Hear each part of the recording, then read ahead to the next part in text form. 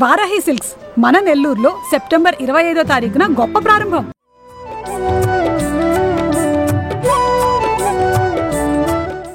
నమస్తే రమగారు. నమస్తే జయ. రమగారు, మనం దసరా శరన్నవరాత్రిలో 4వ రోజులో ఉన్నాం. ఈ రోజు యొక్క అలంకరణ, అమ్మవారికి చేసే విశిష్టమైన పూజా విధానాలు. నాలుగవ రోజు మన నవదుర్గా విశేషాలలో అమ్మవారిని కూష్మాండ దుర్గగా అలంకరిస్తారు. కూష్మాండ ఆమె పేరే చూడు. మామూలుగా కూష్మాండ అంటే గుమ్మడికాయ. అవును, గుమ్మడికాయను బలిస్తారు అమ్మవారికి. ఆమె ముందు ఆమెకి దిగదుర్చి కొడతారు. అయితే కూష్మాండం అంటే ఇంకొక ప్రధానమైనది. బ్రహ్మాండాన్ని కూష్మాండం అంటారు. మన బ్రహ్మాండం అంతా ఆవరించి ఉంటుందమ్మ. బ్రహ్మాండ స్వరూపిణి. ఈ బ్రహ్మాండం మొత్తము ఆమె యొక్క ఆజ్ఞ చొప్పున నడుస్తుంది. ఆమె వల్లే ఇది ఏర్పడింది. కాబట్టి ఈ కూష్మాండ స్వరూపంలో అమ్మవారిని అలంకరిస్తారు, పూజిస్తాం. ఇట్లా ఈ 4వ రోజున ఇంద్రకీలాద్రి మీద కనకదుర్గ అమ్మవారిని కాత్యాయని స్వరూపంలో అలంకరణ చేస్తారు. సాధారణంగా కాత్యాయని అలంకరణ మనకు కనబడు. కాత్యాయని స్వరూపం అమ్మవారి ఉన్నది కానీ సాధారణంగా రాదు. ఈసారి 11 రోజులు వచ్చింది కాబట్టి పండుగ కాత్యాయని దేవి స్వరూపాన్ని వెలయిస్తామని నిర్ణయించుకున్నారనమాట. అయితే ఈ కాత్యాయని దేవి ఒక ప్రత్యేకమైన స్వరూపం. మామూలుగా మనకు కనపడదు. ఎప్పుడు కనిపిస్తుంది? మార్గశిర మాసంలో కాత్యాయని వ్రతం చెప్తారు. అది ఎప్పుడు ధనుర్మాసంలో చేస్తారు. గోపికలు శ్రీకృష్ణ పరమాత్మని భర్తగా పొందటానికి కాత్యాయని వ్రతం చేశారని చెప్తారు.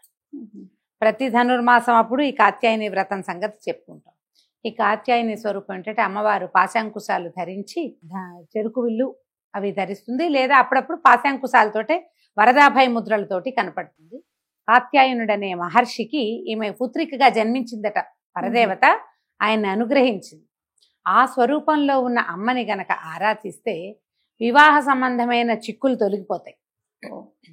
కుజదోషం అవి ఉండి పెళ్ళిళ్ళు ఆలస్యం అవుతాయి. వారికి ఆ కుజదోషం తొలుగుతుంది. తర్వాత కోరిన వరుడు లభిస్తాడు.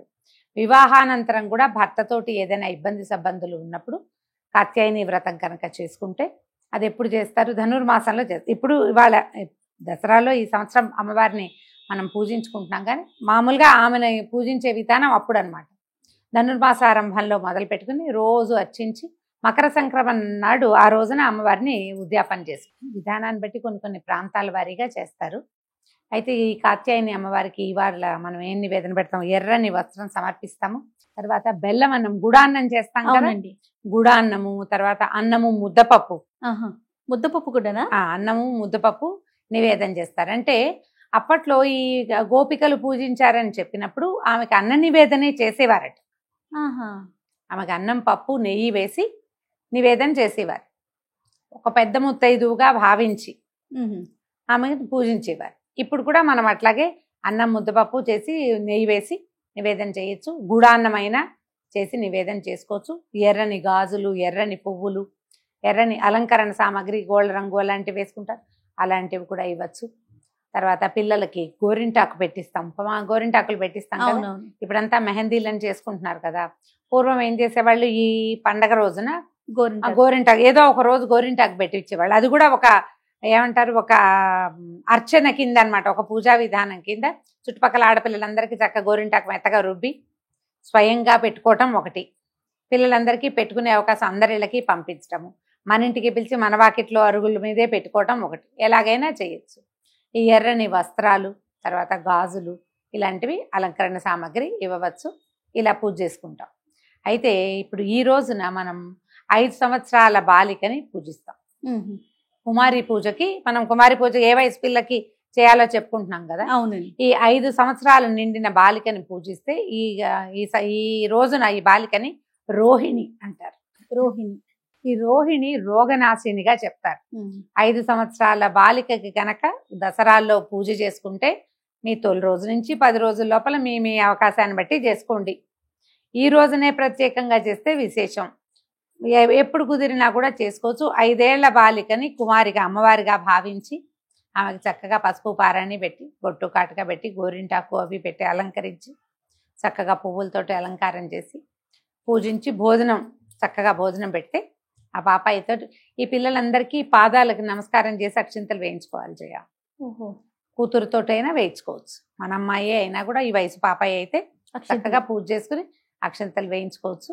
ఈ రోహిణి రోగనాశినిగా చెప్తారు. ఓకే. మనకు అవకాశం ఉంటే చేసుకున్నాం అనుకో చక్కగా అనారోగ్యాలు తొలగిపోతాయి, చాలా బాగుంటుంది. ప్రజెంట్ ఉన్న సిచ్యువేషన్ చూసుకుంటే రమ్మగారు రకరకాల అనారోగ్య సమస్యలు, అవును, చిన్న పెద్ద తేడా లేకుండా చాలా సమస్యలతో, ఆరోగ్య సమస్యలతో బాధపడుతున్నాం కాబట్టి అనారోగ్యం రాపోయినా ఏదైనా అనుమానం వచ్చినా భయం వేసే స్థితిలో ఉన్నాం. మరే బాగా చెప్పారు. ఇది వరకు కొంచెం ఏదైనా వస్తే కాస్త 4 రోజులు చూసేవాళ్ళం. ఇప్పుడు అది సమయం అది ఇవ్వటం లేదు, మనము తీసుకోవట్లేదు, భయపడుతున్నాం కదా.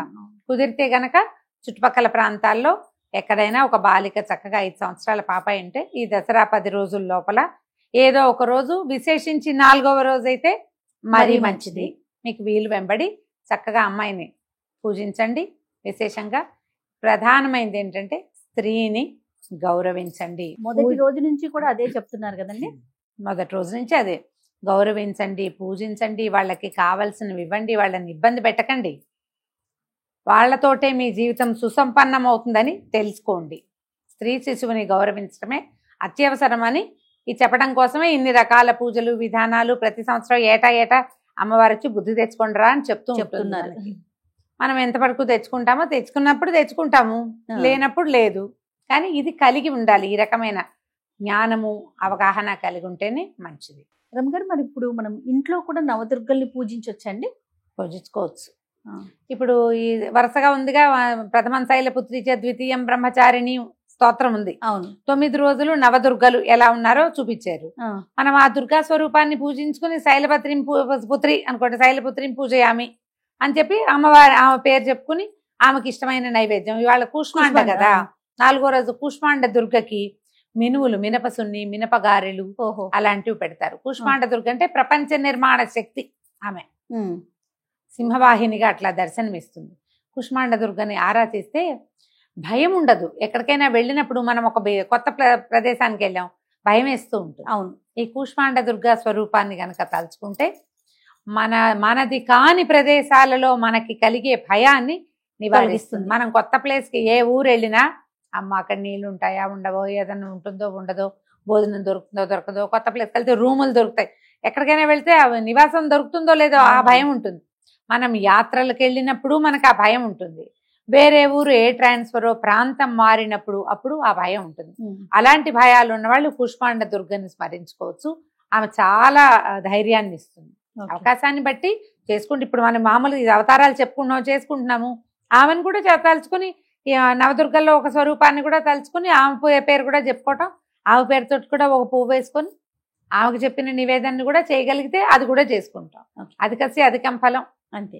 కానీ దుర్గాదేవిని కొలిచేటప్పుడు పరమ నిష్ఠతో కొలవాలని, నియమాలు ఎక్కువగా పాటించాలని చెప్తూ ఉంటారు కదా రమ్మగారు. ఎప్పుడైనా సరే, ఇప్పుడు దుర్గాదేవినే కాదు పరమేశ్వరుని కొలిస్తే నిష్ఠా నియమం వద్దా? తల్లి అనేసరికి కాస్త భయం అనేది వినిపిస్తూ ఉంటుంది. ఎందుకంటే మండపాల్లో మనం గణేశుని పెడతాం, వినాయకుడిని. అక్కడికన్నా కూడా ఇప్పుడు దసరాల్లో కూడా మనము అమ్మవారిని పెట్టడం ఇలాంటిది చూస్తూ ఉన్నాం కదా. చాలా నియమ నిష్టలతో ఉండాలి, జాగ్రత్తగా ఉండాలి, ఇలాంటివి వింటూ ఉంటాం. మీకు నియమ నిష్టతోటి ఫలితం బాగుంటుంది ఎప్పుడు కూడా. అది నువ్వు నియమం అనగానే క్రమశిక్షణ కాదా? ఖచ్చితంగా. మనం లైన్లో ఉంటే ఎప్పుడు కూడా సరైన దారిలో ఉంటే ఫలితాలు బాగుంటాయి. ఇప్పుడు ఆమె ఏదో నెత్తని చేస్తే ఆమె మనకు శత్రువు కాదు కదా, ఆమె మన తల్లి. నువ్వు సరిగ్గా చేయకపోతే మీ అమ్మ అయితే ఓ చెంపకాయో ఓ మొట్టికాయో వేయదా? వేస్తుంది కదా. కనీసం ఒక మాట అంటుంది, తప్పని చెప్తుంది.